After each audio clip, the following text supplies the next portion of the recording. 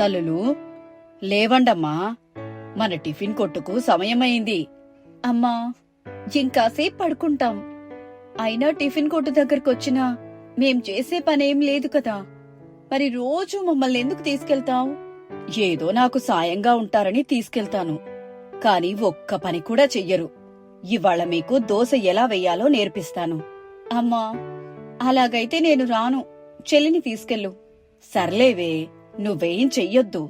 మన కస్టమర్స్ దగ్గర తిన్నవాటికి డబ్బులు తీసుకో చాలు. మరి చెల్లి?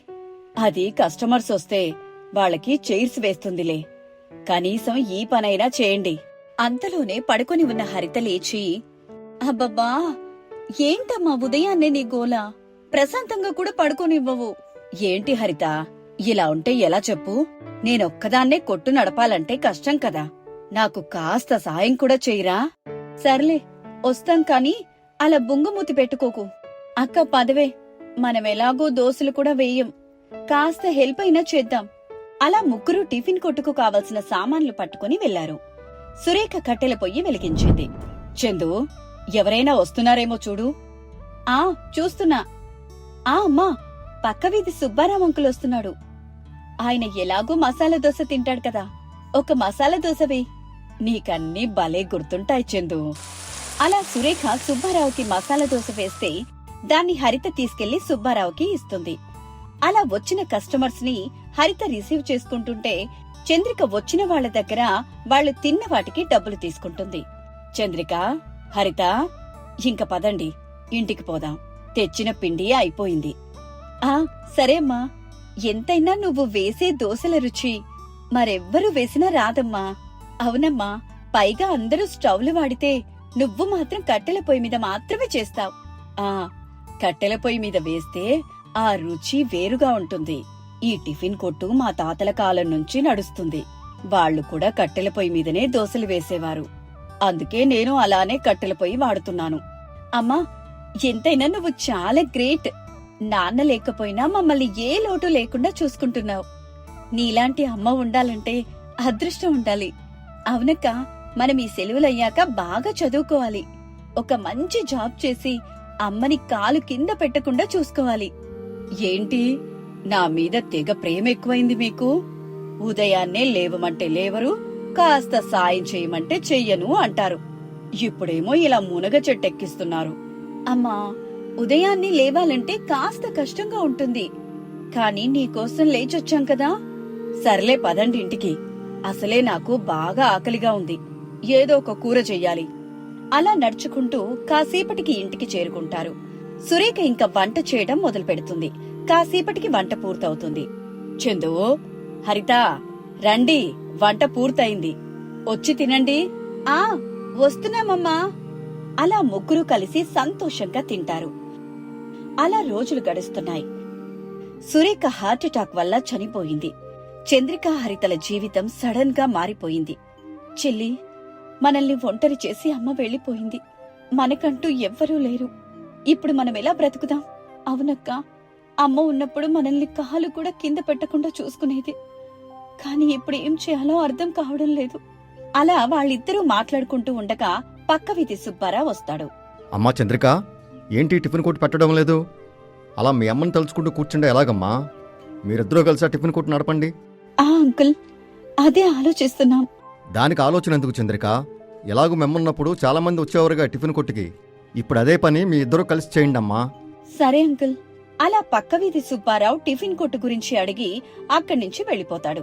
అవునక్క, సుబ్బారావు అంకుల్ చెప్పింది నిజమే. అయినా అమ్మ కూడా చాలా సార్లు చెప్పింది కదా, అది వాళ్ల తాతల కాలం నుంచి ఉన్న టిఫిన్ కొట్టు అని. ఇప్పుడు మనం దాన్ని ఆపకూడదు. ఒకవేళ ఆ టిఫిన్ కొట్టు అలానే మూసేస్తే అమ్మ ఆత్మకి శాంతి ఉండదు. అవును హరిత, కాని మనకి దోశలు వేయటం రాదు కదా.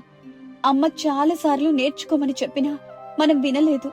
ఎప్పుడు తెలుస్తుంది చెల్లి అమ్మ విలువ, అమ్మ మాటల విలువ? ఎలాగోలా మొదలు పెడదామక్కా. టిఫిన్ కొట్టు తప్ప మనకి వేరే మార్గం లేదు. అలా ఆ రోజు గడిచింది. మరుసటి రోజు ఉదయాన్నే అక్కా చెల్లెలిద్దరూ లేచి ఫ్రెష్ అప్ అయ్యి టిఫిన్ కొట్టు దగ్గరికి వెళ్లారు. చంద్రిక వెళ్లగానే పొయ్యి వెలిగించి దోశ పెనం పెడుతుంది. చెల్లి, నాకు దోశలు వేయటం రాదు. ధైర్యం చేసి ఇక్కడికొచ్చాను కాని ఇప్పుడు దోశ ఎలా వెయ్యాలి? అక్క, ఎలాగో ఇంకా సమయం ఉంది కస్టమర్లు రావడానికి. ఆ లోపు ట్రై చెయ్యి. ఏమో చెల్లి, అమ్మ ఉన్నప్పుడు మనకి కష్టాలు తెలియకుండా పెంచింది. కాని ఇప్పుడు చూడు, మనకి కష్టాలు. మనకంటూ ఎవ్వరూ లేరు సాయం చేయటానికి. నాకు నువ్వు, నీకు నేను తప్ప. అవునక్క, ఈ టిఫిన్ కొట్టుకు రాగానే అమ్మ గుర్తుకొచ్చింది. ఇక్కడ ఉంటే అమ్మతో ఉన్నట్టుంది.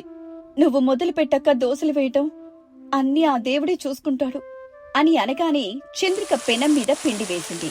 అంతే, ఆ దోశ దానంతకు అదే బాగా గుండ్రంగా పరుచుకుంది. చంద్రిక, హరితలిద్దరూ ఆశ్చర్యంగా ఒకరి ముఖాలు ఒకరు చూసుకున్నారు. అక్క, ఏంటిది? పిండి వేయగానే దోశ ఇలా గుండ్రంగా అవుతుంది.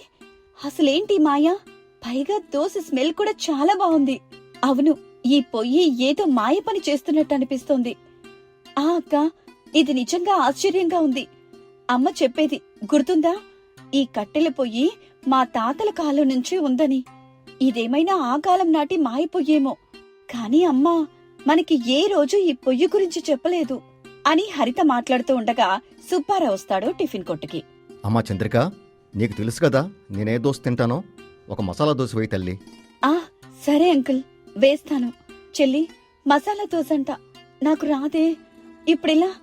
అక్క, ఈ పొయ్యి ఇందాక దానంతకదే గుండ్రంగా దోశ వేసింది కదా, ఇప్పుడు కూడా అలానే చేస్తుందేమో. మళ్ళీ ఒకసారి దోశ పిండి వేయి.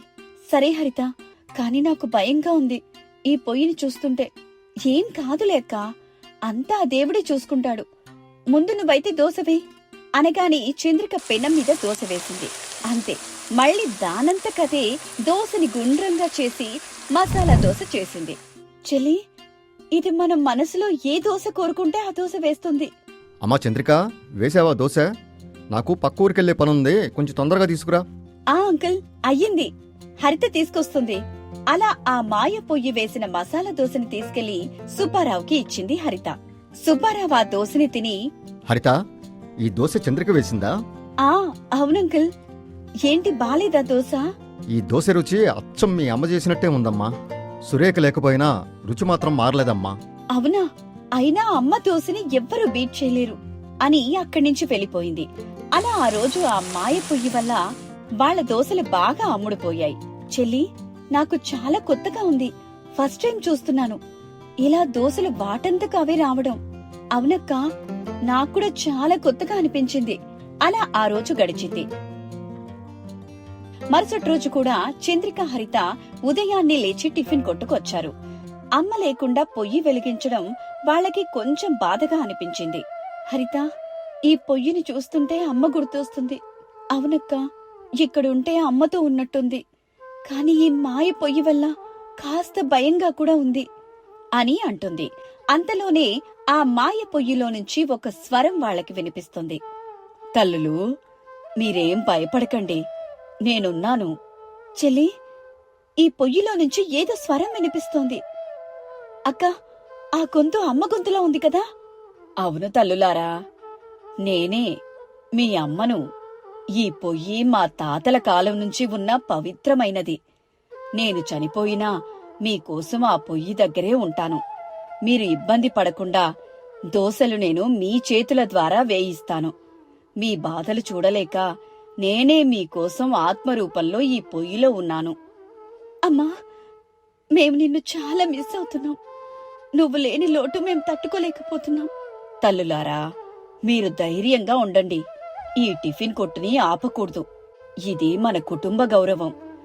నా శరీరం ఇక్కడ లేకపోవచ్చు కాని నా ఆత్మ ఈ పొయ్యి ద్వారా మీతోనే ఉంటుంది. అమ్మా, నువ్వు మాతోనే ఉన్నావా? అవును హరిత, మీరు దోశ వేయాలనుకున్నప్పుడు నేను మీ చేతుల ద్వారా దోశలు వేస్తాను. అందుకే నిన్న దోశలు గుండ్రంగా పడ్డాయి. అలా అమ్మ మాటలు విని అక్క చెల్లెలు హృదయపూర్వకంగా ఏడ్చారు. అమ్మ వారిని ఓదారుస్తూ, ఇక మీదట భయపడకండి. ఈ పొయ్యిని మీ అమ్మగా భావించి వండండి. మీరు కష్టపడి ఈ టిఫిన్ కొట్టుని నడిపిస్తే నేను ఎప్పుడూ మీతోనే ఉంటాను. అలా చంద్రిక, హరితలు ఒకరినొకరు చూసుకుని ధైర్యం తెచ్చుకున్నారు. చెల్లి, ఇక అమ్మ మనతో ఉన్నట్టే. మనం ఈ టిఫిన్ కొట్టుని మరింత బాగా నడపాలి.